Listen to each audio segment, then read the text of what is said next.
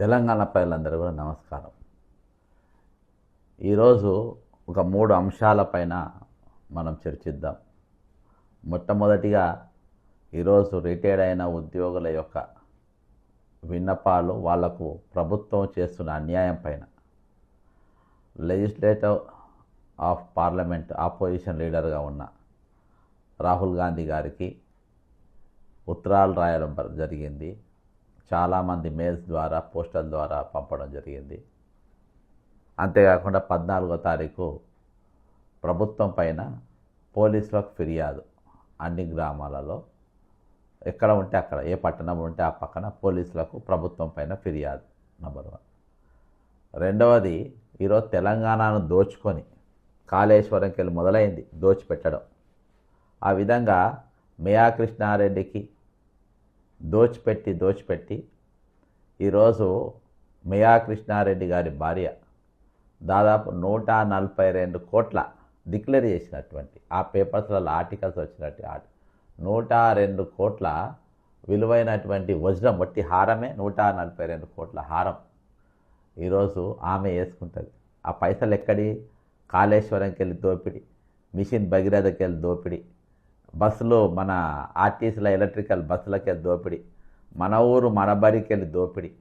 ఈరోజు నీమ్స్ హాస్పిటల్లో ఆయన్నే కడుతుండు, రేపు గట్టబోయే ఉస్మానియా దవాఖాన ఆయన్నే కడుతుండు. ఈరోజు బాలకృష్ణ ఇంకా కొంతమంది బడాబాబుల ఇండ్లు మరి అక్కడ పోకుండా, మన జూబ్లీహిల్స్లో పోకుండా పైనకెళ్ళి ఫ్లైఓవర్ కడుతుండు, దానికి మేయా కృష్ణారెడ్డి. ఈ విధంగా ప్రతి దానికి మేయా కృష్ణారెడ్డి. ఇది రూపాయి అయితే దానికి 1000 రూపాయలు ఇస్తారు మనోళ్ళు. రూపాయి నిర్మాణం చేస్తే 1000 రూపాయలు. ఆయన ఏ అక్రమాలు చేసినా, కాళేశ్వరం ఎన్ని అక్రమాలైనా, మిషన్ భగీరథలో ఎన్ని అక్రమైనా ఆయన మీద ఏ కేసులు ఉండే. కాబట్టి ఈ 3 అంశాలపైన మనం కొంచెం క్లుప్తంగా చర్చించే ప్రయత్నం చేద్దాం. ఈరోజు అందరికంటే ముందు బండి సంజయ్ గారిని ఆయన ఒక కేంద్ర మంత్రిగా ఉన్నాడు. అసలు కొడుకు కంటే ముందు కొడుకు పైన ఈరోజు పోక్సో యాక్ట్ కింద కేసు పెట్టారు. అంటే మైనర్ బాలికల పైన అత్యాచారం చేస్తే ఉన్నటువంటి కేసు. అది ఆయన హోంమంత్రిగా ఉన్నాడు. మరి కొడుకు గతంలో 16 ఏళ్ళు ఉన్నప్పుడే ఈయన ఎంపీ కాగానే ఒక యాక్షన్ చేసిండు బాబు. చూపెడతా వాళ్ళ పిల్లాడు. ఇది సోషల్ మీడియాలో కూడా బాగా వైరల్ అవుతుంది.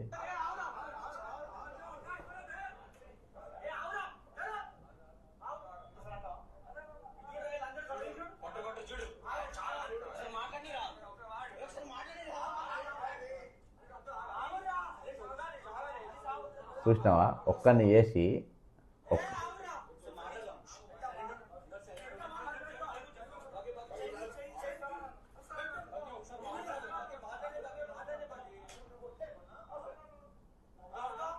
మాట్లాడు బగ్గి అంటే ఆ కొట్టేటోడు బగ్గి అనేటోడు బండి సంజయ్ గారి కొడుకు.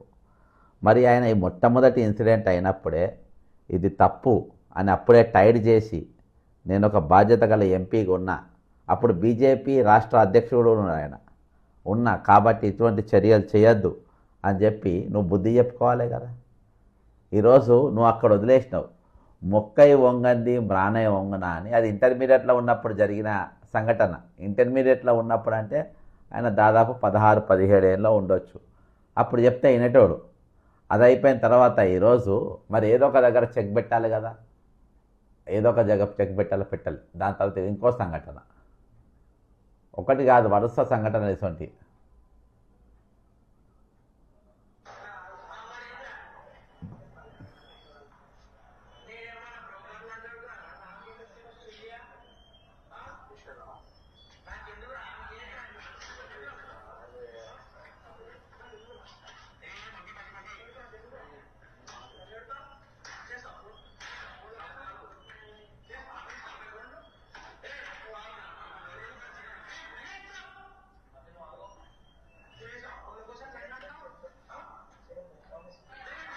చూసినావా?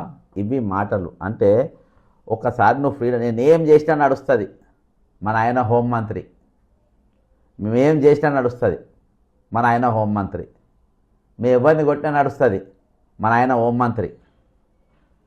ఈరోజు మేము ఏదన్నా చేస్తాం. లాస్ట్లో గిరీష్ దారం అనే ఒక జర్నలిస్టు వీళ్ళ నాయన పైన, బండి సంజయ్ గారి పైన ఏదో స్టోరీలు చేసిండు వరుసగా. దానికి ఆయన ఇంటి మీదకి 100 మందిని పంపి ఎప్పుడైనా కంపల్సరీ పే బ్యాక్ అనేది ఉంటుంది, నేచర్ అది, ఎవరు చేయలేకున్నా. ఆయన ఒక ముదిరాజ్ బిడ్డ ఆయన పైన దాడి చేసి దాదాపు కాపు కాసి ఇంట్లో వాళ్ళ అమ్మ ముందు, వాళ్ళ నాయన ముందు, ఆయన భార్య ముందు, ఆయన పిల్లల ముందు కొట్టి మెడకు చెప్పుల దండ వేపించి తండ్రి చేపించింది. ఇది కొడుకెట్లా మరి తండ్రి అట్లా చేపిస్తే మరి కొడుకు ఎట్లా చేస్తారు? ఆయన తక్కువ ఏం చేస్తారు? బాప్ నంబర్ అయితే బేటా 10 నంబర్ వెళ్తాడు. ఈరోజు ఏమైపోయింది? జాతీయ స్థాయిలో నీ పరువు పోయింది. ఈరోజు జాతీయ స్థాయిలో ఇప్పుడు character is lost, everything is lost, అంతే. ఇక అది నువ్వు ఇన్ని రోజులు నేను 1000 కోట్ల రూపాయలు సంపాదించినావు బండి సంజయ్. మైనింగ్ అడ్డం పెట్టుకొని, దాన్ని అడ్డం పెట్టుకొని 1000 కోట్లు నువ్వు సంపాదించవచ్చు. నీ 1000 కోట్లు తీసుకొని ఈరోజు నీ కొడుకు క్యారెక్టర్ కొనగలుగుతావా? నీ క్యారెక్టర్ కొడుకు కొనగలుగుతావా? ఒక మైనర్ బాలికకు మందు దాయిపించి ఆ పైన అత్యాచారం చేసిందనే దాన్ని ఈరోజు నీ పైన ఎన్ని ఆరోపణలు ఉన్నాయి? బీజేపీ మహిళా కార్యకర్తలు ఎంతమంది ఎన్ని ఆరోపణలు చేసింది నీ పైన? అక్కడికి అయింది. కొడుకును సరిదిద్దుకోవాలి కదా. ఈరోజు ఎక్కడి దాకా ఇప్పుడు నువ్వు వాళ్ళతో వీళ్ళతో అంటావు. అదే మహబూద్ అలీ కొడుకు పైన వారి మీద ఆరోపణ వస్తే వాళ్ళ ఎంఐఎం వాళ్ళ కొడుకున్నంట, వీళ్ళ కొడుకున్నంట, వాళ్ళ కొడుకు వెంటనే అరెస్ట్ అని చెప్పేసి నువ్వే చెప్పినావు కదా. నీ నోటితోనే నువ్వే అన్నావు కదా. ఈరోజు ఇది నీ దాకొస్తూ నువ్వు ఎట్లా తప్పించుకుంటావు చెప్పు? ఇది నీ వచ్చింది. ఈరోజు నువ్వు దొరికిపోయినావు, తప్పించుకునే అవకాశం లేదు. ఇప్పుడు మీకు కేసు నమోదైంది. నువ్వు ఒక హోంమంత్రిగా ఉండి నువ్వు ఏం చేయగలుగుతావు చెప్పు? ఇక ఆ రోజు నువ్వు మాట్లాడిన మాట శాసన సభ్యుని కుటుంబం మీద ఆరోపణలు వస్తున్నాయి, చైర్మన్ కొడుకు అని చెప్పి ఆరోపణలు వస్తున్నాయి, టిఆర్ఎస్ పార్టీ నాయకుల ప్రోద్బలం వాళ్ళ యొక్క ఇన్వాల్వ్మెంట్ ఉందని ఆరోపణలు వస్తున్నాయి. ఇన్ని ఆరోపణలు వస్తున్నాయి, దేశ వ్యాప్తంగా చర్చించుకుంటారు. 28 సంఘటన జరిగితే దీన్ని గోప్యంగా ఉంచాల్సిన అవసరం ఎందుకు వచ్చింది? నువ్వు వేరే దేశం వచ్చి అత్యాచారం చేసి నాకు అర్థం కాలేదు. ఉగ్రవాదులు వచ్చి అత్యాచారం చేసిరా? పేర్లు దొరికిన అమ్మాయి పేర్లు చెప్పింది, ఇప్పటికి ఇన్ని రోజులు అయింది, కనీసం స్పందిస్తున్న రాష్ట్ర ముఖ్యమంత్రి గోప్యంగా ఎందుకు ఉంచాల్సి వచ్చింది? ఇలా మైనర్ బాలిక మీద అత్యాచారం చేసినప్పుడు ఫోక్సో కేసు పెట్టారు. ఫోక్సో కేసు పెట్టినప్పుడు చట్టం ఏం చెప్తుంది? 164 ప్రకారము మెజిస్ట్రేట్ ముందు అమ్మాయి స్టేట్మెంట్ రికార్డు చేయాల్సిన బాధ్యత పోలీస్ అధికారుల మీద ఉంది. మరి ఎందుకు రికార్డు చేయించలే? ఎంఏ పార్టీ శాసన సభ్యుని అర్థమైందా? ఎందుకు చేయలే అన్న. ఇప్పుడు ఈయనకే చుట్టుకుంది. అదే దాని కిందనే ఈరోజు అదే యాక్ట్ కింద ఇప్పుడు అమ్మాయిది స్టేట్మెంట్ తీసుకోవడం కానీ, కేసు ఫైల్ కావడం కానీ అన్నీ కూడా ఈరోజు చక్కచక్క జరిగిపోతున్నాయి. ఇందులో ఎంతవరకు శిక్ష అయితే ఏమేమి మేనేజ్మెంట్ జరిగితే అన్నీ జరుగుతాయి, అన్నీ అయిపోతాయి ఇందులో. కానీ ఈరోజు నీవు ఇవాళ అన్నిటికంటే ఇంకా పే బ్యాక్ ఏంటంటే నరేంద్ర మోడీ గారు హైదరాబాద్కి వచ్చినప్పుడు ఇది బయటకు వచ్చింది. రేపు అన్ని పేపర్లు ఆల్రెడీ ఇంగ్లీష్ ఛానల్స్లలో ఇదే నడుస్తుంది. ఇవాళ ఇదే డిబేట్లు అవుతున్నాయి. సరే, అది ఆయన బీజేపీ కాబట్టి కొంచెము ఛానళ్ళలో అన్నిటిలో భారీగా చూపించారు. ఏబిఎన్లో కానీ, ఈరోజు ఈటీవీలో కానీ, మహా న్యూస్లో కానీ స్పెషల్ స్టోరీస్లు ఏమి ఉండవు. ఎందుకుండే అనంటే ఈయన సంబంధించిన వ్యక్తి. అందుకని దురదృష్టం ఏంటంటే ఈరోజు నరేంద్ర మోడీ గారు వచ్చిన రోజు ఇది బయటికి రావడం, ఇది అన్ని పేపర్లలో రావడం, పెద్ద సోషల్ మీడియాలో వైరల్ కావడం, ఇది పెద్ద ఎత్తున చర్చ జరగడం, ఈరోజు మరొక ఏది మూలిగనక్క మీద తాటికాయ పడ్డట్టు అయిపోయింది. వేరే రోజు అయితే కొంచెం మేనేజ్ చేసుకొని అటు ఇటు జరిగేటోళ్ళు. కానీ ఈరోజు నీట్గా దొరికిపోయి ఆ రోజు మొట్టమొదటిసారిగా వీళ్ళ కొడుకు ఒక స్టూడెంట్స్ని కొట్టినప్పుడు అప్పుడు ప్రతిపక్షాలు దాని కూడా మాట్లాడితే చిన్న పిల్లగాడు అది కొట్లాడితే దాని మీద ఇట్లా చేస్తుండ్రు, దాన్ని కూడా వదిలి రాజకీయం చేస్తలేవని అంటున్నారు. మరొక చిన్న పిల్లని ఈరోజు మీ కొడుకు ఇట్లా అత్యాచారం చేయడానికి ఈరోజు నీ పదవి ఉన్నదన్న అహంకారం కాదా? ఈరోజు నీ ప్రోద్బలం కాదా? ఇది కొడుకా నువ్వు ఏమన్నా చేసుకో, నేను ఉన్నా నీ వెనక అని నువ్వు అభయం ఇచ్చినట్టు కాదా? ఈరోజు ఇటీవల మన ఉత్తరప్రదేశ్ పోలీసులు కూడా ఆయనకు బండి సంజయ్ గారికి మీ కుమారుని విషయంలో కొంచెం జాగ్రత్త అని చెప్పేసి ఏదో ఇష్యూలా వాళ్ళు కూడా వార్నింగ్ ఇచ్చారు అని నాకు వాయా మీడియా తెలిసింది. మరి ఇన్ని ఇష్యూస్ జరుగుతున్నప్పుడు, ఇంతమందిని కొడుతున్నప్పుడు ఒక్కరిని పైచాచికత్వం ఒక్కరిని చేసి 4-5 కొట్టడం, పక్కన వాళ్ళు ఉండరు నవ్వడం. ఇది చూడండి, ఇది కొడుతుంటే పక్కన ఉన్న నవ్వుతారు. మీరు చూడండి,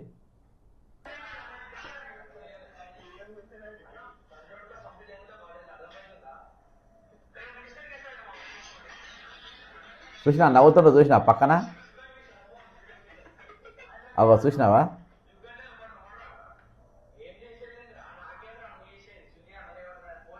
చూసిన ఆ బూతులు ఏంది, ఆ మాటలు ఏంది, ఇది పోలేదంటావా వాళ్ళ దగ్గరికి?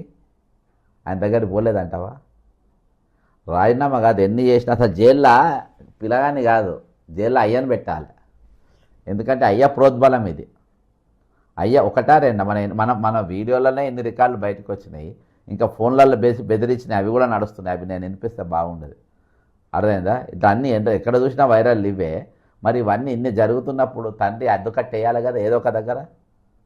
పక్కన ఉన్నోళ్ళు కూడా అంటే కేంద్ర మంత్రి కొడుకుతో మేము తిరుగుతున్నాం నవ్వుతుండ్రు, ఎంజాయ్ చేస్తుండ్రు. ఒక్కరిని చేసి కొట్టుకుంటా ఈరోజు వారు తిరిగి కొట్టలేడా? ఎవరిని తిరిగి కొట్టలేడా? 10 కొట్టిన కాడ ఒకటన్నా కొడతారు కదా. ఏంటంటే మీ అయ్యా హోంమంత్రి కాబట్టి దాన్ని అడ్డం పెట్టుకొని ఈరోజు ఆయన కౌన్సిలర్గా ఉన్నప్పుడు, కార్పొరేటర్గా ఉన్నప్పుడు నేరేళ్ల సంఘటన జరిగింది. వాళ్ళ నిట్ట నిలువున ఈరోజు మోసం చేశారు. నిట్ట నిలువున వాళ్ళ మోసం చేసి వాళ్ళని దగా చేసిన. గతంలో వాళ్ళతోని వీడియో చేసినా, వాళ్ళతోని మాట్లాడించిన, వాళ్ళని తీసుకుపోయి చేసినాం. వాళ్ళని నిట్ట నిలువున మోసం చేసిండు. కేంద్ర మంత్రిగా ఉండి వాళ్ళని న్యాయం చేయాల్సింది పోయి కేంద్ర మంత్రి అయినాక అసలు వాళ్ళని పట్టించుకునే పని చేసిండు. నువ్వు వాళ్ళ దగ్గర వీళ్ళ దగ్గర పైసలు తీసుకుంటావు అని చెప్పి ఉల్టా వాళ్ళపైన ఆరోపణలు వేసిన పరిస్థితి. కాబట్టి ఇది పే బ్యాక్ అనేది అవుతుంది. బండి సంజయ్ గారు ఈరోజు నిజంగా నువ్వు కేంద్ర మంత్రిగా ఏ మంత్రిగా కానీ నువ్వు వేస్ట్ యూజ్లెస్ ఫెలో. ఈరోజు నీ కొడుకు లైఫ్ ఖరాబ్ అయిందంటే కేవలం నువ్వు చేత ఖరాబ్ అయిపోయింది. ఎంత ఉన్నా కానీ నీ దగ్గర ఎన్ని పైసలు ఉన్నా నువ్వు ఏం చేసినా కానీ ఆ పిల్లగానికి ఇక లైఫ్లో ఎవరు దోస్తాన చేయరు, ఎవరు మాట్లాడరు. ఇసొంటుంది. అందుకని బండి సంజయ్ అనేటోనే అరెస్ట్ చేయాలని పెట్టిన. ఇంకోటి ఇంపార్టెంట్ అంశం ఏంటంటే ఈరోజు తెలంగాణను ముంచుతూ ఉంటారు. తెలంగాణను ముంచాలి, మేఘా కృష్ణారెడ్డికి పెట్టాలి. అర్థమైందా? మేఘా కృష్ణారెడ్డికి పెట్టాలి, తెలంగాణ ముంచాలి. నేను ఒక వీడియో చూపెడతా ఇప్పుడు. ఆ వీడియో మనమేమో ఇది చూడండి.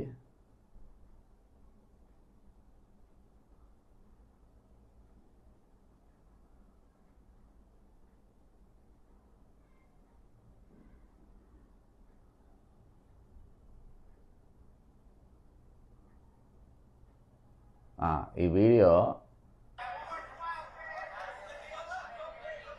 ఆమె వేసుకున్న చైను 1,42,00,000, 142 కోట్ల నెక్లెస్ ఆమె మెడల్ వేసుకున్నది. 142 కోట్లు అక్షరాల మేఘా కృష్ణారెడ్డి భార్య గారు వేసుకున్నటువంటి నెక్లెస్ ధర అక్షరాల 142 కోట్లు. అర్థమైందా? ఇవాళ మన దగ్గరనేమో మనకేమో ఇక్కడ తెలంగాణ ప్రజలకు డబ్బులు లేక, తిండి లేక వాళ్ళు ఇబ్బంది పడుతూ ఉంటారు. ఇగో చూడు, ఆమె వేసుకున్న గొలుసు అక్షరాల 142 కోట్ల గొలుసు ఆమె మెడలున్నది. 142 crores.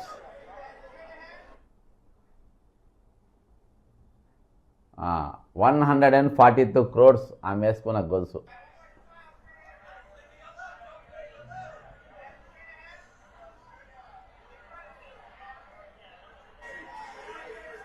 $142 కోట్ల విలువైన. ఇక ఇప్పుడు ఈమె ఎవరో చెప్తా. ఇక ఈమెకు మనకేం సంబంధం? ఆమె 142 కోట్లు వేసుకుంటుంది, అవసరమైతే 200 కోట్లు వేసుకుంటుంది, 1000 కోట్లు వేసుకుంటుంది. అంటే వేసుకొని మనకేమి ఇబ్బందిలే. కానీ అది తెలంగాణ సొమ్ముతో వచ్చింది.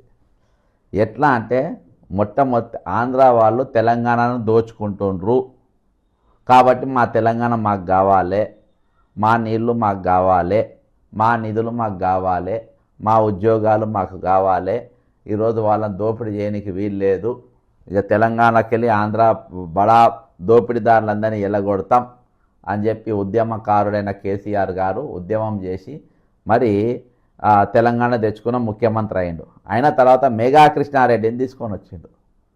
మేఘా కృష్ణారెడ్డిని తీసుకొని వచ్చి కొంత లాస్ట్ ప్రాణహిత చేవెళ్ళ దాదాపు ఇంకొక 20-30 వేల కోట్లు పెడితే ఆయన కంప్లీట్ అయిపోయేది. కానీ దాని వ్యయం పెరగాలి కదా, పెద్ద ఎత్తున పెరగాలి, ఈయనకు డబ్బులు రావాలి, 1,00,000 కోట్ల వ్యయం కావాలి. కాబట్టి విశాఖపట్నంకి వెళ్ళి మేఘా కృష్ణారెడ్డి అనే కాంట్రాక్టర్ను దిగుమతి చేసుకున్నాడు. దిగుమతి చేసుకొని దాదాపు 1,00,000 కోట్ల రూపాయలతోని కాళేశ్వరం ఇది. ఇలా అది బ్రహ్మాండంగా నీళ్లు పోతున్నాయి, గాడిది గుడ్డు పోతుంది, బొంగు బోషాడం పోతుంది అని అన్నీ చెప్తారు. ఇప్పుడు కథ చెప్తాయి కదా అండి. అది అందులో అన్నారం దానిపైన ఇవాళ దాకా జరగదు. అన్నారం రిజర్వాయర్లో దాదాపు అన్నారం బ్యారేజ్లో దాదాపు 17 బాహుబలి మోటార్లు మునిగినాయి. ఈ 17 బాహుబలి మోటార్లు సప్లై చేసింది మేఘా కృష్ణారెడ్డి. 10,000 కోట్లు అదొకటి. అర్థమైందా? ఈరోజు ఇవాటి వరకు ఆయన మీద ఒక కేసు కాదు, ఒక కంప్లైంట్ కాదు, ఏం కాదు. దాదాపు 50,000 కోట్లతోని మిషన్ భగీరథ, పాత ఇంటెక్ ట్యాంకులు, పాత పైపులు, దాని మీద రేవంత్ రెడ్డి కూడా ఇయ్యాడు. ఎందుకంటే రేవంత్ రెడ్డికి సంబంధించిన వాళ్ళు కూడా మిషన్ భగీరథ పైప్ లైన్ వర్కులు చేసింది కాబట్టి ఆ స్కామ్ గురించి అసలు మాట్లాడతలేరు. 2000% స్కామ్ జరిగింది. నేను ఆల్ ఫీల్డ్ పోయి చాలా దగ్గర నేను వీడియోలు తీసిన, ఫోటోలు తీసిన, అన్నీ తీసిన. నేను ఆ రోజు నమస్తే తెలంగాణ నా మీద పెద్ద ఆర్టికల్ రాసిన కావాలని. అర్థమైందా? అది ఈయననే. మన ఊరు మనబడి కాలేజీలకు, మన స్కూళ్ళకు, పేద పిల్లల స్కూళ్ళకు పలకలు అవి ఇవి సప్లై మేఘా కృష్ణారెడ్డికి ఇచ్చింది. ఆయనకు ఒక ఫ్యాక్టరీ లేదు, ఏం లేదు. అర్థమైందా? ఆయనకు ఒక ఫ్యాక్టరీ లేదు, పలకలు తయారు చేసే ఫ్యాక్టరీ లేదు, ఏం లేదు. ఆయనకిచ్చి ఆయన త్రూ నాణ్యం లేని కొనిపియాలి, అక్కడ డబ్బులు పోవాలి, మళ్ళీ వీళ్ళకి బ్యాక్ రావాలి. అర్థమైందా? ఎన్నైనా 3 అయినా కదా. ఎలక్ట్రికల్ బస్సులు కొనుగోళ్ళు రీసెంట్గా కూడా రేవంత్ రెడ్డి గారు మళ్ళీ ఒక 1,800 కోట్లు ఇచ్చిండ్రు. అదొక కేసీఆర్ గారు ఉన్నప్పుడు 500 కోట్లు ఇచ్చిండ్రు, మళ్ళీ 1000 కోట్లు ఇచ్చిండ్రు. మరి ఈయన బస్సు తయారు చేసే కంపెనీ ఉందా? లేదు. దాన్ని కూడా ఈయన బ్రోకరు. వేరే దగ్గర కొనుక్కొని వస్తాడు. ఈడ పైసలు సగం పాలకులకు, సగం వీళ్ళకు. కాబట్టి ఇవాళ నిమ్స్ హాస్పిటల్ ఎక్స్టెన్షన్ ఆయన్నే కడుతుండ్రు. ఎవరు కడుతుండ్రు? మేఘా కృష్ణారెడ్డి కడుతుండ్రు. ఆయనకిన్ని వీళ్ళకిన్ని. ఓకేనా? మళ్ళీ ఉస్మానియా దవాఖాన ఆయన్నే కడతాడు. ఇక ఇప్పుడు కేబీఆర్ దగ్గర ఉన్న చెట్లు మొత్తం కొట్టేస్తుండ్రు. అలా బాలకృష్ణ ఇల్లు కూలగొట్టడానికి వీల్లేదు. తెలుగుదేశంకి వెళ్ళి వచ్చిన వాళ్ళకి చాలామంది ఆంధ్రాకు సంబంధించినట్టు నా పెద్ద పెద్ద బడా భూస్వాములు ఉన్నారు, పెద్ద పెద్ద పారిశ్రామికవేత్తలు ఉన్నారు. వాళ్ళ ఇండ్లు ఎవ్వరి కూలొద్దని పక్కన ఫ్లైఓవర్ కడుతుంది పైన. అది బీఆర్ఎస్ ఆఫీస్కి వెళ్ళి వస్తూ ఉన్నది. దాని మీద బీఆర్ఎస్ కూడా మాట్లాడేది. ఈ ఫ్లైఓవర్ ఎట్లా కడతారు, ఈ ఆ కాంట్రాక్ట్ కూడా మేఘా కృష్ణారెడ్డి. నేను ఆ వీడియో కూడా పోస్ట్ చేసిన. అక్కడ పోయి ఆ లోపలి పోయి ఎన్ని చెట్లు కొట్టేసిండ్రు, ఆ చెట్లు తీసుకుపోయి ఏడవాడేస్తుండ్రు. దాని కూడా తీసిన. అంటే ఈ ఆర్టీసీ బస్సులు కొనుగోలు దీనిలే అని చెప్పిన కదా. ఆర్టీసీ వాళ్ళేమో వాళ్ళకు పిఆర్సీ ఇవ్వడానికి పైసలు ఉండేవి, వాళ్ళ న్యాయమైన కోరికలు ఇవ్వమంటే పైసలు ఉండేవి. లాస్ట్ వాళ్ళేమో పెట్రోల్ పోసుకొని కాలబెట్టుకొని చచ్చిపోవాలి. వాళ్ళ పైసలతోని ఈరోజు వీళ్ళేమో 142 కోట్ల నెక్లెస్లు వేసుకోవాలి. ఈమె డ్రెస్ కూడా 10 కోట్ల డ్రెస్సో 110 కోట్ల డ్రెస్సో ఏదో ఉన్నది. అది కూడా గూగుల్ గతంలో నేను చూపించిన, మర్చిపోయాను. అర్థమైందా? ఈరోజు అంటే వాళ్ళు అది ఆకలి కాదు, అంటే ఎంత లగ్జరియస్గా వాళ్ళు ఉంటుందో చూడండి. ఇక అన్ని పార్టీల వాళ్ళు వీళ్ళ ఫ్లైటే వాడతారు. ప్రతి పార్టీ, అది బీఆర్ఎస్ కానీ, బీజేపీ కానీ, కాంగ్రెస్ కానీ, ఎవరైనా కానీ వీళ్ళకు సొంత ఫ్లైట్ ఉంది, ఆ ఫ్లైట్ కూడా వాడతారు. మరి వీళ్ళు పుట్టుకతోనే సంపన్నులా కాదు, మామూలుగా మిడిల్ క్లాసు అంతే. కానీ సంపాదించిన పైసలంతా ఏపీ మీదనే ఫస్ట్, ఏపీ పైన సంపాదించింది. ఇక ఇప్పుడు అంతటా కూడా ఇన్వెస్ట్మెంట్ చేస్తుంటారు. చాలా దగ్గర కేసులు ఉన్నాయి. ఈరోజు ఎఫ్ఐఆర్లు అయి ఉన్నాయి, సిబిఐ కేసులు ఉన్నాయి, అన్నీ ఉన్నాయి. వీళ్ళు జిఎస్టీలు ఎగ్గొడతారు, అన్నీ ఎగ్గొడతారు. కాబట్టి ఈరోజు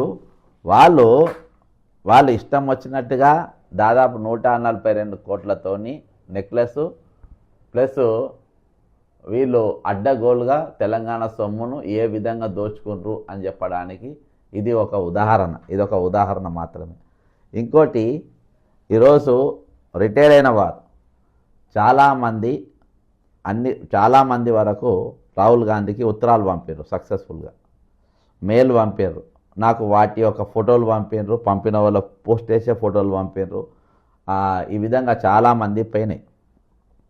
అంటే మీ రాష్ట్రంలో మీరు ఏం చేస్తుండ్రు, మీ రాష్ట్రంలో ఈరోజు ప్రభుత్వానికి ఉద్యోగం చేసిన వారి పరిస్థితి ఏంది అనేది చాలా స్పష్టంగా అందరూ కూడా ఉత్తరం రాసిర్రు. మీరు మీ ముఖ్యమంత్రికి చెప్పాలి అని వాళ్ళు కొంతమంది సొంత వ్యాఖ్యలు కూడా అందులో కొన్ని యాడ్ చేసిర్రు, కలిపిర్రు. మొత్తానికైతే ఇవాళ ఒక మంచి పని జరిగింది. చాలా భారీ స్పందన, చాలా పెద్ద స్పందన. ఈరోజు రిటైర్డ్ ఉద్యోగులకి ఉండే చాలామంది లెటర్స్ పంపారు. మంచి పరిణామం ఇది. అయితే 14వ తారీఖు రోజు చాలా ఇంపార్టెంట్ ప్రోగ్రామ్ మనం టేకప్ చేసినాం. గతంలో కూడా నేను అనౌన్స్ చేసిన.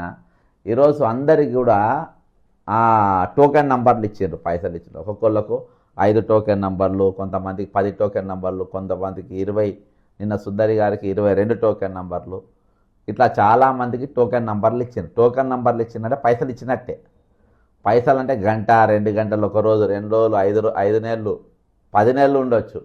కానీ ఇప్పటికి 2 సంవత్సరాలు గడుస్తున్నా కానీ ఇయాల్టికి ఆ టోకెన్ నంబర్ వాళ్ళు పిలుస్తారు, మన పైసలు ఇస్తలేరు. కాబట్టి తీరా చూస్తే వాళ్ళు బిచానా ఎట్టేసినట్టు మనకు అర్థం, వాళ్ళు మనం మోసం చేసినట్టు గలవాడుతుంది. అగో 100 కోట్లు, అదో 700 కోట్లు, అగో 1000 కోట్లు, అగో 6000 కోట్లు అని ఈ బద్మాష్ పాటలన్నీ మాట్లాడుతున్నారు. కాబట్టి ఇది చీటింగ్ కేసు. 14వ తారీఖు రోజు మనము రాష్ట్రంలో అన్ని పోలీస్ స్టేషన్లల్లో పొద్దుగానే చీటింగ్ కేసు పెట్టాలి. ఇన్వార్డ్ సెక్షన్ మోరేసుకోవాలి కంపల్సరీ. ఎఫ్ఐఆర్ చేయమని గట్టిగా అడగాలి. చేయకుంటే దాన్ని ఏం చేయాలి అనేది నేను 14వ తారీఖు రోజు రాత్రి పక్కా చెప్తా. కానీ వాళ్ళ దగ్గర మాత్రం పక్కా రిసీవ్డ్ కాపీ తీసుకోవాలి, ఎఫ్ఐఆర్ చేయమని అనాలి. ఒక 5-10 నిమిషాల కంటే, ఎందుకంటే ఎండలు బాగున్నాయి కాబట్టి పొద్దున్న 9 గంటలకే పోయి పిటిషన్ ఇవ్వాలి, ఇచ్చేసి ఎఫ్ఐఆర్ అడగాలి. వీలైతే సాయంత్రం కూడా పోయి మళ్ళీ ఫాలోఅప్ చేసుకోవాలి. కానీ మన దగ్గర ఇన్వార్డ్ అనేది చాలా ఇంపార్టెంట్. నేను ఆ పోలీస్ స్టేషన్కి ఇవ్వాల్సిన కాపీని నేను రెడీ చేసి మీకు అన్ని వాట్సాప్ గ్రూప్లలో మీకు సర్వ్ చేస్తా. ఇందులో కూడా డిస్క్రిప్షన్లో పెడతా. ఇవాళ రాత్రి రేపు పొద్దుగాల వరకు నేను డ్రాఫ్ట్ చేసి పెడతా. కాబట్టి కంపల్సరీ పోలీస్ స్టేషన్కి ఇవ్వాలి. దాని తర్వాత ఇవాళ మనము ఒక్కొక్క పుల్ల ప్రభుత్వం పేర్చుకుంటూ పోతున్నాం. ఈరోజు ప్రభుత్వానికి మనము చితి పేరుస్తున్నాం. ఈరోజు ఒక్కొక్క దీని రిజల్ట్ అంతా మీకు తర్వాత కనబడుతుంది. మనం ఒక్కొక్క కార్యక్రమంతో ఒక్కొక్క రూపాయి పెరుగుతుంది. ఒక్క రూపాయి కూడా ఇయ్యనన్నోని కాంచెలు 700 కోట్లకు వచ్చింది. 700 కోట్లకి వెళ్ళి 1000 రూపాయల ప్రకటన వచ్చింది. 1000 కోట్ల ప్రకటనకి వెళ్ళి 6000 ప్రకటన వచ్చింది. 6000 ప్రకటనతో 10,000 ప్రకటన వస్తుంది. 10,000 ప్రకటనతో మొత్తం పైసలు చెల్లిస్తామనే కాడికి వస్తుంది. ఈరోజు వాళ్ళు అది పైసలు ప్రకటన కాదు, మనకు అకౌంట్లలో పైసలు పడేదాకా మనం చితి పేరుస్తూనే ఉంటాం. ఒక పుల్ల తర్వాత ఒక పుల్ల, ఒక పుల్ల తర్వాత ఒక పుల్ల. కానీ మొత్తానికి మాత్రం వీళ్ళు అందులో ఆహుతవుడు మాత్రం పక్క. ప్రభుత్వం మాత్రం మనలో కలిసిపోవడం మాత్రం పక్క 101%. దాని తర్వాత ఒక స్టెప్ మనం వేసుకున్న ప్రభుత్వం కూరుకుపోతూ ఉంటుంది. అర్థమైందా? ఇవాళ ఇవన్నీ చేయాల్సింది ఎవరంటే ఆపోజిషన్లు చేయాలి. బీఆర్ఎస్ చేయాలి, బీజేపీ చేయాలి, ఎంఐఎం చేయాలి, సిపిఎంలు చేయాలి.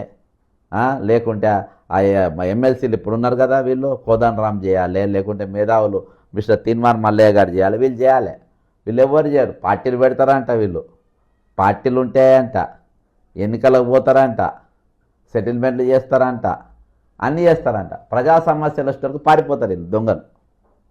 ఈ దొంగలు ప్రజా సమస్యలు వచ్చేటరకు, ప్రజా సమస్యలు పరిష్కరించాలి అనే డిమాండ్ వచ్చే వరకు ఇక వీళ్ళు కనబడరు, వీళ్ళు దొరకరు.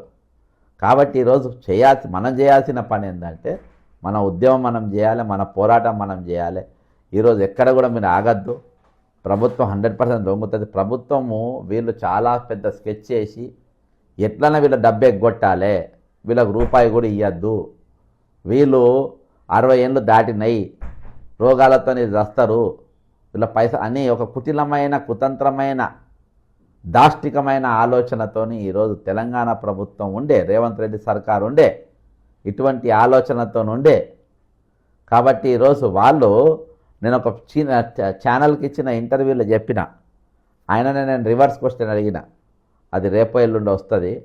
నేను ఒకటే అడిగిన, ఇవాళ నువ్వు ఛానల్ నడుపుతున్నావు, తెల్లాలేస్తే ఫస్ట్ నువ్వు ఏం చేస్తావు, రేపు ఫస్ట్ వస్తే నువ్వు ఎవరికి పైసలు ఇవ్వాలని ఆలోచిస్తావు, ఎవరి గురించి ఆలోచిస్తావు?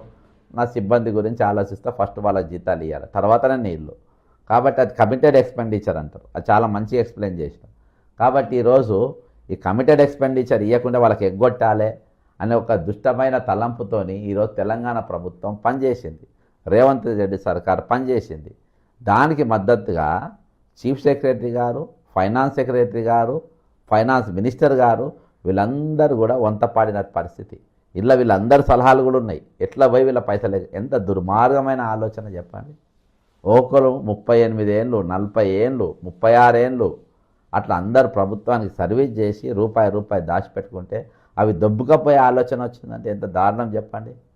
ఈరోజు ఇందులో రిటైర్డ్ అయిన అత్యధిక 93 మంది చనిపోయింది కదా. 93 మంది చనిపోయిన దాంట్లో అత్యధికంగా టీచర్లు దాదాపు 44-45 మంది టీచర్లు.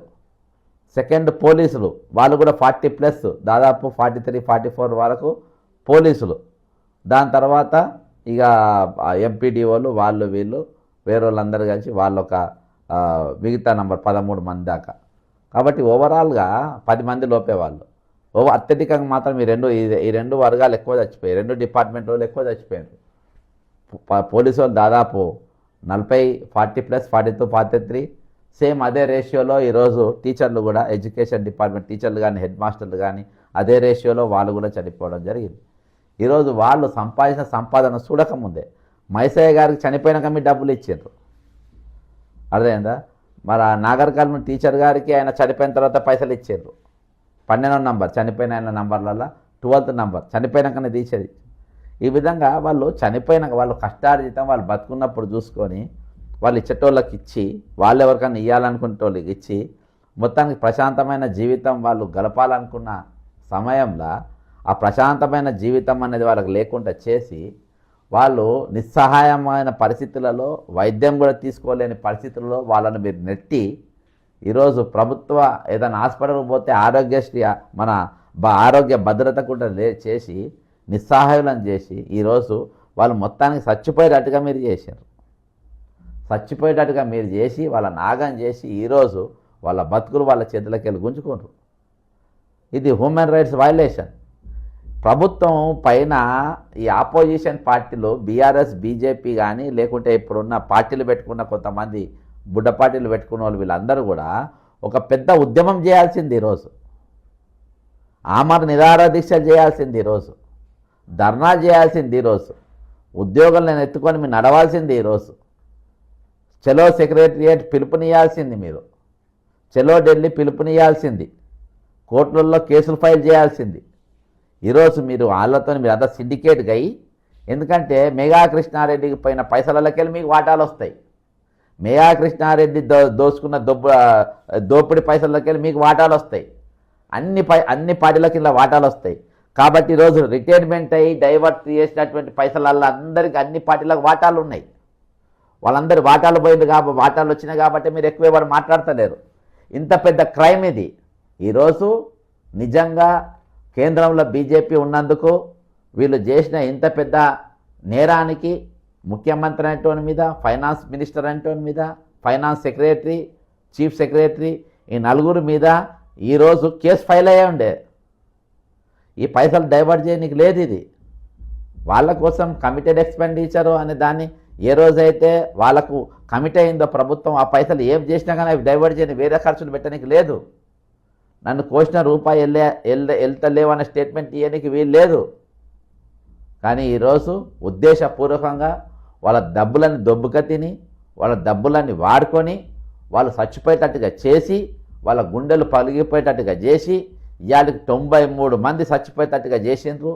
ఇవన్నీ కూడా ఈరోజు హత్యల కిందకి వస్తాయని కేంద్రం కేసు ఫైల్ చేసి ఈ నలుగురిని జైలుకు పంపాలి. ఇందులో ఇటువంటి పని చేయమని సలహాలు ఇచ్చిన కూడా జైలుకు పంపాలి. ఈరోజు ఒక 5-6 సలహాదారులు ఉన్నట్టున్నట్టు ప్రభుత్వం. ఏం సలహాలు ఇచ్చింది మీరు ప్రభుత్వానికి? ఇది నేరము, ఇవి చేయనికి లేదు అని ఎవడైనా సలహాదారులు సలహా ఇచ్చిందా? 3 లక్షలు 4 లక్షలు జీతాలు తీసుకుంటారు. మీకు బండి ఉంటుంది, టీఏడిఏలు ఉంటాయి, అన్నీ ఉంటాయి, అన్నీ తీసుకొని ఎంజాయ్ చేస్తారు. ఈరోజు ఎటువంటి సలహాలు ఇస్తున్నారు మీరు? ప్రభుత్వానికి పనికొచ్చే సలహాలు ఇస్తుండ్రా? ప్రజలకు ఏమన్నా మేలు చేసే సలహాలు ఇస్తుండ్రా? ఈరోజు అటువంటి సలహాలు ఏవి ఇవ్వకుండా అన్ని దొంగ సలహాలు ఇచ్చుకుంటా ఈరోజు వాళ్ళ జీవితాలతో మీరు ఆడుకుంటున్నారు. వాళ్ళ బతుకులు మీరు గుంజుకుంటున్నారు. వాళ్ళ మరణానికి మీరు కారకులు అవుతుండ్రు. కాబట్టి ఈరోజు మేనిఫెస్టోలో బాజాప్తా సిపిఎస్ను ఓపీఎస్గా మారుస్తాం అని మేనిఫెస్టోలో పెట్టి, ఈరోజు రిటైర్మెంట్ బెనిఫిట్స్ రాక, ప్రతి నెల ఆదాయం లేక, కుటుంబం గడిపేదానికి రూపాయి చేతుల్లో లేక, ఈరోజు 60 ఏళ్ళు దాటి రిటైర్డ్ అయిన వారు చాలామంది ఊబర్లు, ఓలాలు నడుపుతూ ఉన్నారు. ఇది ఎంతవరకు? దాదాపు 2 లక్షల మంది ఉన్నారు వాళ్ళు ఓపీఎస్ సిపిఎస్కి వెళ్ళి ఓపీఎస్కి పోవాల్సిన వాళ్ళు. ఈరోజు అలా రిటైర్డ్ అయిన వాళ్ళలో దాదాపు ఒక 10,000 మంది దాకా ఉన్నట్టు వాళ్ళు. పెన్షన్ లేక ఎట్లా బతుకుతారు వాళ్ళు ఈ రోజులలో? వాళ్ళు దాచిపెట్టుకున్న డబ్బు పైసలు మీరు వాడుకుంటారు, వాళ్ళకి ఇవ్వాల్సిన పైసలు వాళ్ళకి ఇయ్యరు. మరి వాళ్ళ కుటుంబ పోషణ ఎట్లా నడుస్తుంది, వాళ్ళ పిల్లల చదువులు ఎట్లా నడుస్తాయి, వాళ్ళ కుటుంబాలు ఏ విధంగా ముందుకు పోతాయి అని కొంచెమన్నా ఇంగిన జ్ఞానం అనేది ఈ ప్రభుత్వానికి ఉండాలి, ప్రభుత్వ పెద్దలకు ఉండాలి, సలహాలు ఇచ్చేటోళ్ళకు ఉండాలి. ఏ దొంగకి ఏం లేదు, మేము ఎంత దోచుకోవాలి దాటాలి, ఈ రెండు ఆలోచన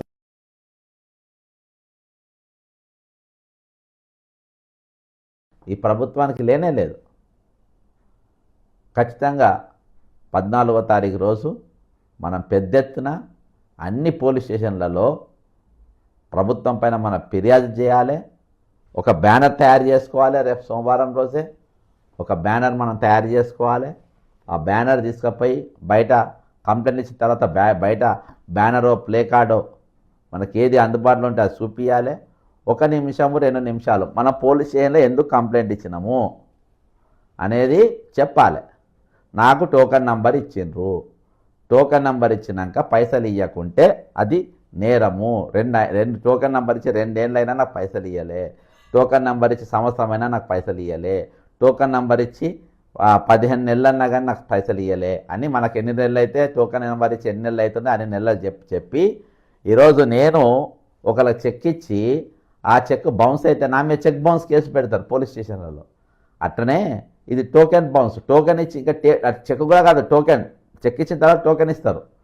ఇది నాకు ఏకంగా టోకెన్ ఇచ్చినాక ఈరోజు పైసలే లేవంటారు, పైసలు ఇస్తలేరు కాబట్టి నేను చీటింగ్ కేసు పెడుతున్నా అని ప్రభుత్వం పైన మనము చీటింగ్ కేసు పెడుతున్నాం. ఎందుకు పెడుతున్నాం అనేది 1 నిమిషం 2 నిమిషాలలో మన పేరు, మన ఉద్యోగము, ఎప్పుడు రిటైర్డ్ అయినాము, ఎంత పైసలు రావాలి, వీలైతే 3, 4 టోకెన్ నంబర్లు ఉంటాయి, ఆ టోకెన్ నంబర్ కూడా అందులో చెప్పి వీళ్ళు మోసం చేసింది కాబట్టి ఇట్లా చేసినామని మనం ఇచ్చిన కంప్లైంట్ వాళ్ళు ముద్రేసింది పట్టుకొని బయటకు వచ్చిన తర్వాత పట్టుకొని పోయేటప్పుడు ఇస్తున్నామని ఒకటి, బయటకు వచ్చినాక మనం ఇచ్చిన కంప్లైంట్ చూపించుకుంటా 1 నిమిషం 2 నిమిషాల వీడియో చేసి దయచేసి నాకు పంపండి.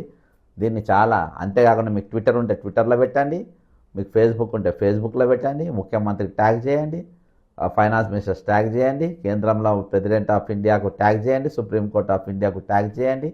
మీకు ఎంతమందికి వీళ్ళైతే అంతమంది ట్యాగ్ చేయండి. అందులో ఏం ఇంత వీళ్ళకే పెట్టాలని ఏం లేదు. మొత్తానికి భారతదేశంలో ఉన్న పెద్ద మనుషులందరికీ ట్యాగ్ చేసి మనకు జరుగుతున్నట్టు దాష్టికం పైన ఖచ్చితంగా దానిపైన పెట్టాలి. దాని తర్వాత అసలు ఆట మొదలవుతుంది. ఇక మనం కంప్లైంట్ ఇచ్చిన తర్వాత ఇక అస్సలు ఆట అప్పుడు మొదలు పెడతాం. ఇక మనం ఆట ఆడతాం, వాళ్ళు ఆట ఆడాలి. ఎన్ని రోజులు మనల్ని ఆడిపించింది కదా, ఇన్ని రోజులు మనం దిప్పించింది కదా, ఇన్ని రోజులు మన గోసపుచ్చుకుంది కదా, ఇన్ని రోజులు మన సావులు చూసింది కదా, ఇన్ని రోజులు 93 మంది చనిపోయినారు, వాళ్ళ చితి గాలుస్తుంటే ఆ వెలుతుర్ల వాళ్ళు నాట్యం చేసింది కదా. ఈరోజు వాళ్ళు నాట్యం చేస్తారు, మనం ఆట ఆడిపిస్తాం వాళ్ళను. అరేదా నేను చెప్పినట్టు నేను పక్కా చెప్తున్నా.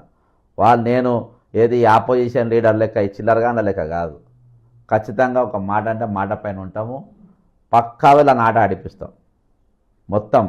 మొత్తం ఏ ఆట అంటే ఆ ఆట వాళ్ళను ఆట ఆడిపిస్తాము. 14వ తారీఖు పోలీస్ స్టేషన్ తర్వాత మీకు 14వ తారీఖు లైవ్ మాట్లాడతా. ఆ రోజు రాత్రి మీరు కంప్లైంట్ ఇచ్చిన వీడియోలన్నీ నా ఫోన్లోకి వచ్చిన తర్వాత అవన్నీ పోడ్కాస్ట్ చేసిన తర్వాత ఆ రోజు లేట్ నైట్ అయినా సరే నేను మొత్తం వివరాలన్నీ మీకు పూర్తిగా చెప్తా, బ్రహ్మాండంగా చెప్తా. ఆ రోజు ప్రభుత్వం పెద్దలే ఊసాలు కదిలిపోవాలి. రేవంత్ రెడ్డి, బట్టి, చీఫ్ సెక్రటరీ, ఫైనాన్స్ సెక్రటరీ ఊసాలు కదిలిపోవాలి. భారతదేశంలో మొట్టమొదటిసారిగా ఇంత చీప్ ఫెలోస్ పాలకులుగా ఉన్నారా అనేది ప్రపంచం మొత్తం చూస్తుంది. వీళ్ళని చూస్తుంది. వీళ్ళు ఏమైనరు, రిటైర్డ్ అయిన వాళ్ళు వీళ్ళు ఏం చేయగలుగుతారు. యూనియన్ లీడర్లు మా సంకలు ఉన్నారు, యూనియన్ లీడర్ పీకుడు కానీ వాళ్ళతో ఏం కాదు. యూనియన్ లీడర్ బ్యాన్ చేసి పడిన ఉద్యోగులు కూడా చెప్తున్నా, వాళ్ళ బ్యాన్ చేసి పడేయండి. ఆ విధాలకు ఎవరు సందాలు కూడా ఇవ్వకండి. దున్నపోతులే కైండ్ ఒక్కడు ఇంత బొర్రలు, యూనియన్ లీడర్ల బొర్రలు ఉంటాయి. పోయి తెల్లాలేసా కష్టపడేటోళ్ళకు బౌన్సర్లు తెల్ల బట్టలు, వాళ్ళకు రాత్రి కాగానే మంచి కాస్ట్లీ డ్రింక్స్ దాగుడు, ఉద్యోగులను అడ్డం పెట్టుకొని పైరవీలు చేసుడు, డ్యూటీలు ఎగ్గొట్టుడు, దొంగలు అయినరు. వీళ్ళకి ఎవరోట్లు వేసిండ్రు, ఎవరు గెలిపించిండ్రు, వీళ్ళ పైన ఉద్యోగుల మీద, రిటైర్డ్ ఉద్యోగుల మీద పెత్తనం చేయమని ఎవరు ఇచ్చిండ్రు పెత్తనం వీళ్ళకు. నువ్వు 204 యూనియన్లన్నీ ఒక దాని మీదకి వచ్చి పెద్ద జేఏసీలు అయినారు పీకుడు గాన్లు. మీరు ఏం జేఏసీలు అయితే ఏం లాభం? 93 మంది చచ్చిపోయినారు. ఎన్ని నెలలు పోయింది వా మీరు? ఎంతమంది పోయి పరామర్శించింది వా మీరు? 204 సంఘాలు శతకోటి లింగాల బోడి లింగాల లెక్క తయారయ్యి మీరు సంఘాలు, వీళ్ళు ఒక ఇది. నేను ఉద్యోగులకు చెప్తున్నా, వాళ్ళు మీకు దేనికి పనికిరాలి. వాళ్ళు 6th ఫింగర్, అర్థమైందా? వైట్ ఎలిఫెంట్స్, తెల్ల ఏనుగులు. ఈ ఉద్యోగ సంఘాలు ఎవరంటే వాళ్ళు తెల్ల ఏనుగులు. ఆ తెల్ల ఏనుగులతో మనకి ఏం పని ఉండదు. పనికి మాలిన ఏనుగులు అవి. వాటి గడ్డి దండుగా తిండి దండుగా వాళ్ళకు. దయచేసి వాళ్లకు మీరు చందాల పట్టును బంద్ చేయండి. రాళ్ళు ఇలా వాళ్ళు చేయబట్టే, వాళ్ళ ప్రోద్బలంతోనే ఈరోజు ఇంతమంది చనిపోవడానికి కారణం. ఏం కాదు సార్, మీరు ముంచుడు రాళ్లను ఏం కాదు అని వాళ్ళకి అభయం ఇచ్చింది యూనియన్లే, ఈ అసోసియేషన్లే. రిజిస్ట్రేషన్ వాళ్ళకి ఎవడో ఎన్నికలు చేసిందంట, వాళ్ళకి ఎవడో ఉద్యోగి ఓటేసిందంట. వాళ్ళే జేఏసీ అని పెట్టుకుంటారు దుకాణం, రకరకాలుగా దుకాణాలు పెట్టుకుంటారు. ఈరోజు ఉద్యోగులను ముంచుతారు, వాళ్ళు కట్టిన పైసలు వాడుకుంటారు, అడ్డం పెట్టుకుని పైరవ్ చేసుకుంటారు, కోట్ల రూపాయలు సంపాదించుకుంటారు.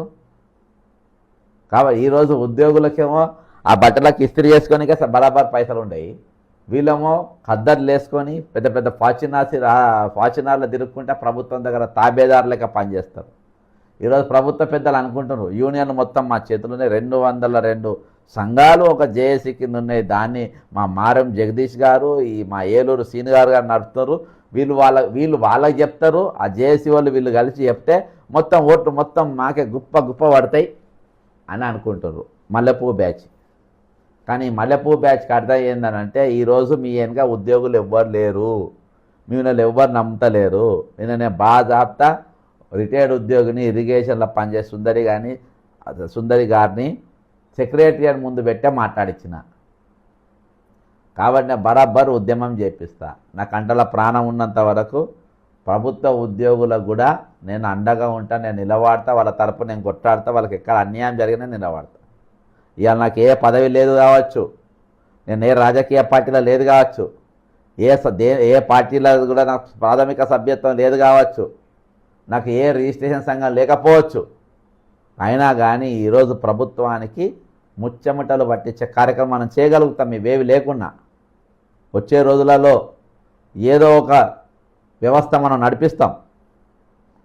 ఇవన్నీ చూస్తూ ఉంటే నాకు రోజుకు కొంతమంది కొన్ని సలహాలు ఇస్తూ ఉంటారు పెద్దలు, ఇలా చేయాలి, ఇదిలా చేయాలి, ఇది చేయాలని. అంటే నాకు అంతా ఉందా అని నేను అనుకుంటున్నా. కానీ ఖచ్చితంగా చేయగలుగుతారు, మిమ్మల్ని జనం నమ్ముతుండ్రు, మీరు చేయండి. ఎక్కువ ఈరోజు చేయాల్సిన అవసరం ఉంది, ఉద్యమం చేయాల్సిన అవసరం ఉంది. ఇవాళ వీళ్ళంతా డోకేబాజ్గాన్లు అయిపోయారు. తెలంగాణ మునుగుతూ ఉంది, ముంచుతూ ఉన్నారు. ఈరోజు తెలంగాణ పైసలు ఎత్తుకపోయి ఆమె 142 కోట్లది నెక్లెస్ వేసుకుంటుంది మన పైసలతోని, మన మీద దందాలు చేసి. ఇవాళ మనోళ్ళేమో ఉడితాళ్ళు వేసుకునే కాడికి వస్తుంది, మనకేమో ఉడితాళ్ళు వేసుకునే తాడికి వస్తారు. వాళ్ళేమో 142 కోట్ల నెక్లెస్. What is this? ఏంది ఇది? ఎవరి పైసలు, ఎక్కడి పైసలు, మేమేమవుతున్నాం, వాళ్ళేమవుతుండ్రు, మా బతుకులు ఎట్లున్నాయి, వాళ్ళ బతుకులు ఎట్లున్నాయి, మనం ఎటు తీసుకుపోతుండ్రు, ఏం చేస్తుండ్రు? ఎంత దౌర్భాగ్యం చెప్పండి ఇది. ఇది ఎవరి ప్రోత్సాహం, ఎవరి ప్రోద్బలం ఇది? మనకు అండగా ఎవరున్నారు, మనతో ఎవరు నిలబడ్డారు, మన మద్దతుగా ఎవరు మాట్లాడుతున్నారు, మన తరపున ఎవరు పోరాటం చేస్తున్నారు? కాబట్టి ఖచ్చితంగా ఈరోజు ఒక పెద్ద ఉద్యమం అనేది మాకు ఖచ్చితంగా చేయాలి. 14 చిన్న విషయం కాదు, ఇది చాలా పెద్ద విషయం. ఇది ఒకరోజు ఇప్పుడు ఇది 21,000 రిటైర్డ్ అయిన ఉద్యోగుల సమస్య కాదు, ఇది 40 లక్షల నిరుద్యోగుల సమస్య కాదు. ఇది వచ్చే రోజుల్లో ఇది రిపీట్ అవుతుంది, ఈ విధంగానే అవుతుంది. దీనివల్ల వ్యవస్థలు మామూలుగా ఉండే మొత్తం లంచగొండలు అవుతారు. ఈరోజు రిటైర్డ్ అయిన తర్వాత నా పైసలు రావు అని ఇప్పుడు పనిచేస్తున్న ఉద్యోగి ఏం చేస్తారు? వాళ్ళు నౌకరికిన తెల్లారికే లంచలకే పడతారు. వాళ్ళు కోట్లు సంపాదించుకోవాలి, దాచిపెట్టుకోవాలి, తర్వాత నా పైసలు రావు, నేను ఆగమవుతా, మళ్ళీ కోట్ల చుట్టూ తిరగాలి రిటైర్డ్ అయినాక. ఇదంతా పీకులాట నాకెందుకు? వాళ్ళు 40-50 లక్షలు ఇస్తారు కావచ్చు, నేను 40-50 కోట్లు నౌకరు ఉన్నప్పుడే సంపాదించుకోవాలి అని తెగబడతారు. ఇది వచ్చే రోజులలో తెలంగాణకే చాలా ప్రమాదకరంగా మారిపోతుంది. ఒక హై కరప్ట్ సొసైటీ అనేది తయారవుతుంది. ఆల్రెడీ ఇప్పుడు చూసినాం, రోజు ముగ్గురు నలుగురు పట్టుబడుతున్నారు ఏసీబీకి. కారణం ఏందనుకుంటున్నాం? రేపు వాళ్ళ లెక్క మేము అయిపోతామని చెప్పి లంచాలకు ఎగబడుతున్నారు. వాళ్ళ లెక్క మా బతుకులైతే వాళ్ళ పిల్లల లెక్క మా పిల్లలు అయిపోతారు. కాబట్టి మేము నౌకరు దీపం ఉన్నప్పుడే ఇల్లు చక్కబెట్టుకోవాలి, నా పైన కలం ఉంది, నా సంతకం అమ్ముకుంటా అని ఈరోజు తెగబడి అమ్ముకున్నటువంటి పరిస్థితి ఉంది. ఇది తెలంగాణకే పెద్ద ముప్పు, ఇది తెలంగాణకు చాలా పెద్ద నష్టం ఇది.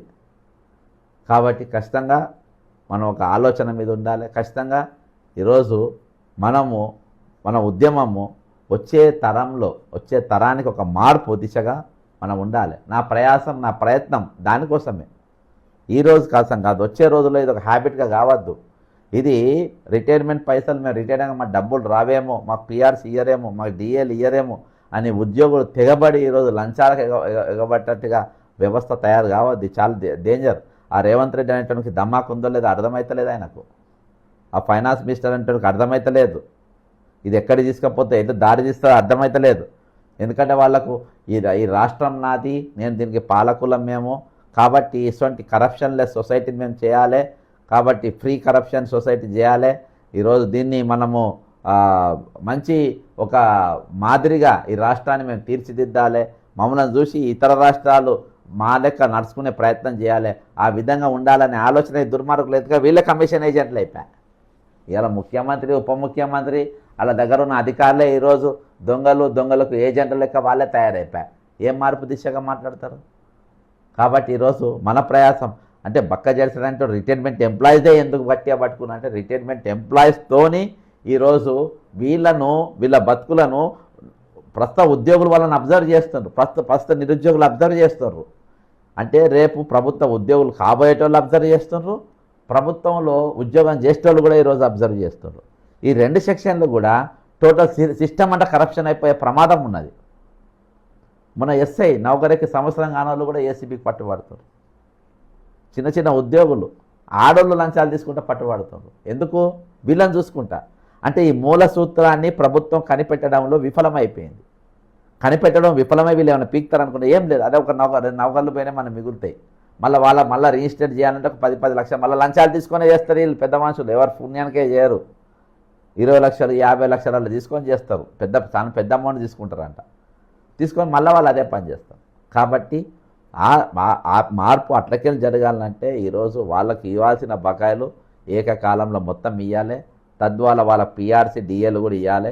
ఈరోజు ప్రభుత్వ సంపాదన పెరగాలి. ఈరోజు దోపిడీ ఆగితే ఆటోమేటిక్గా పెరిగిపోతాయి. నేను అనేక సార్లు సలహా ఇచ్చిన ప్రభుత్వానికి డబ్బు ఎట్లా తెచ్చుకోవాలి వాళ్ళకి తెలుసు. కాబట్టి ప్రభుత్వ ఖజానాకు పోకుండా వాళ్ళ ఖజానాకు పోయేటట్టుగా చేసుకుంటారు.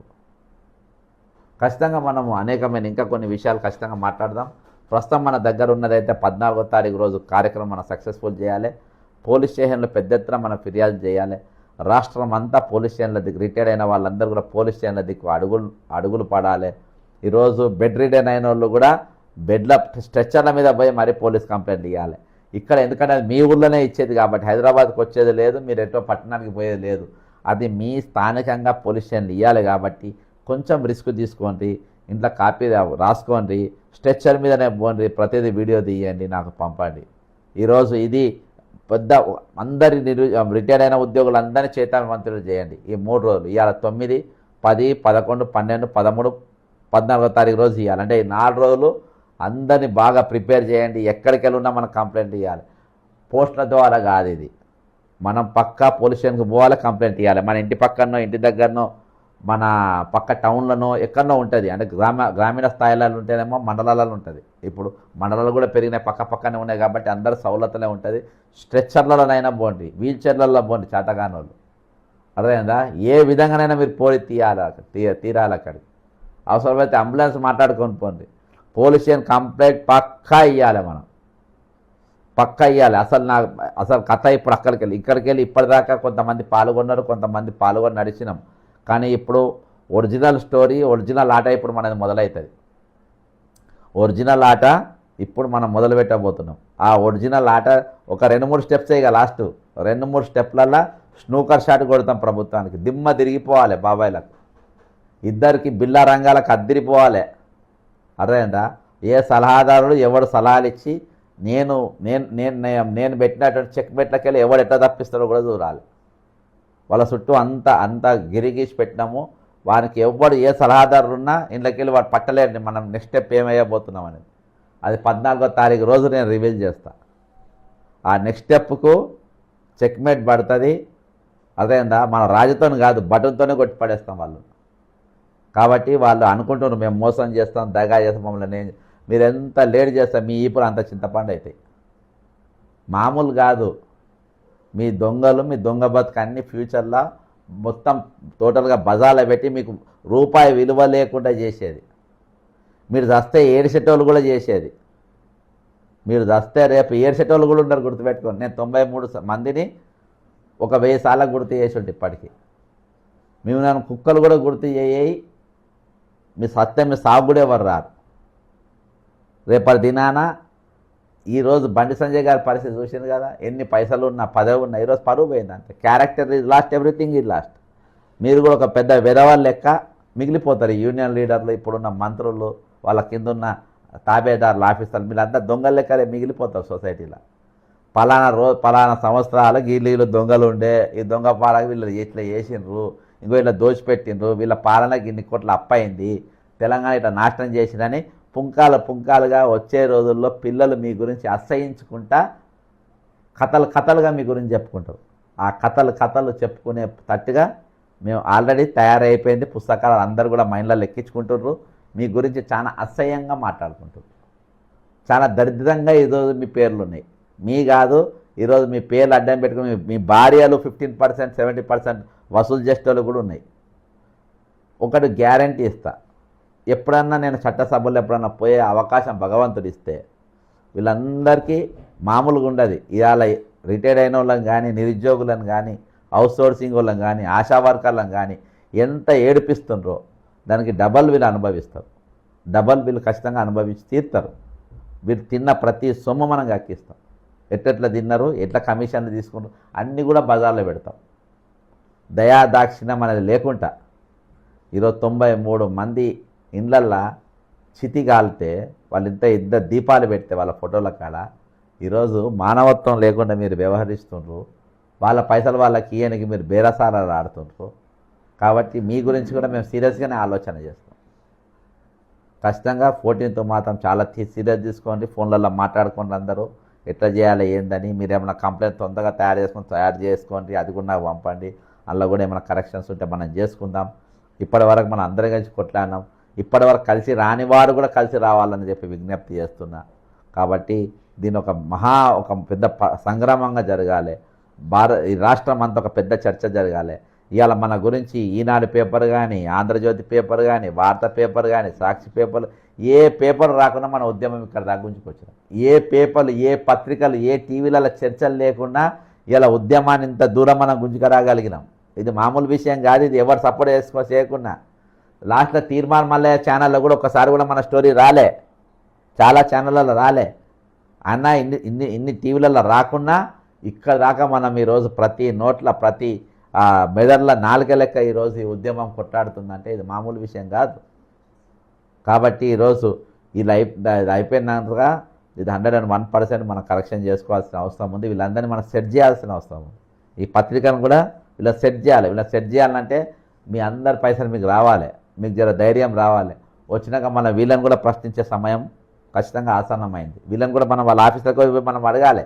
పలానా సమయంలో మేము బాగలేనప్పుడు మా గురించి మేము ఎందుకు రాయలేరా భయ మన బరాబర్ అడగాలి. ఆ పత్రికల దగ్గర పోయి ఖచ్చితంగా నిలదీయాలి. ఎవరిని మనం వదిలేదు లేదు. మనకు ఎవడెవడు అన్యాయం చేయనికి అన్యాయాలతో వాడు పత్రిక కానీ పత్రిక యాజమాన్యం కానీ ఎవరి చేతులు కలిపినా ప్రతి ఒక్కరిని కూడా మనం రౌండ్ చేసుకొని మనం అని పెట్టుకోవాల్సిందే. పగా ప్రతీకారాలు కాదు. సొసైటీలో వాళ్ళు ఏదైతే వాళ్ళ పాత్ర పోషిస్తామన్నారో ఆ పాత్ర పోషించినప్పుడు వాళ్ళకు ఆ సౌలతులు అవసరం లేదు. వాళ్ళు ఉండాల్సిన అవసరం లేదు. వాళ్ళు పత్రికలు బంద్ చేసుకొని ప్యాక్ చేసుకొని ఇంటికి వెళ్ళిపోవాలి. వాళ్ళు లేకుంటే మనమన్న వాళ్ళని బహిష్కరించాలి. ఖచ్చితంగా ఈ దిక్కు మనం ఆలోచిస్తేనే తెలంగాణ బాగుపడుతుంది. 1200 మంది అమరుల త్యాగాలు సఫలమవుతాయి. వాళ్ళ కళలు సఫలమవుతాయి. వాళ్ళ త్యాగాలు సఫలమవుతాయి. వాళ్ళ త్యాగాలు నిర్వీర్యం కావద్దు. అర్థం లేకుండా వాళ్ళ త్యాగాలు పోవద్దు. ఈరోజు ఆర్టీసీని కాపాడడానికి శంకర్ గౌడ్ గారు అంత పెద్ద త్యాగం చేస్తే 47 డిగ్రీల ఎండ ఉన్న రోజున పెట్రోల్ పోసుకొని తగలెడుతుంటే ఆ మంటల్లో కాలిపోకుండా నా ఆర్టీసీని కాపాడాలని నినాదాలు ఇచ్చుకుంటే ఆయన ఆహుతైపోతే ఈరోజు ఆయన మర్చిపోయేటట్టుగా చేసిన దుర్మార్గపు. కాబట్టి పత్రికలు కానీ వీళ్ళు కానీ ఒక చర్చ లేదు, దాని మీద ఒక స్టోరీలు లేవేం లేవు. ఎందుకంటే నడిచేది సిండికేట్ ప్రభుత్వం, అందరు కలిసే దానికి ఫుల్ స్టాప్ పెట్టారు. కానీ మనం మాత్రం కామాలే పెట్టుకుందా పోదాం. జై తెలంగాణ, అమరవీరులకు జోహార్.